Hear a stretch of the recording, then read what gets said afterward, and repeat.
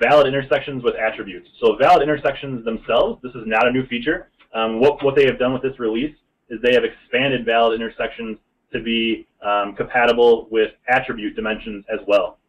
So just as a quick recap of what valid intersections are, you can access them through the simplified interface by going to application, valid intersections, and then you have to set a anchor dimension first, which is really the primary driver of your definitions, and then you can add additional dimensions to that rule itself.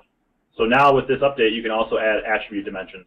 So in a nutshell, what this is really doing for you is it's allowing the system administrator to set up an application with maintenance in mind here. So by defining the appropriate valid intersections, you can really control what an end user sees, and it can also really enhance the end user experience here. And so you can imagine if you do have multiple attribute dimensions, you can really customize the valid intersections that can become available in an application.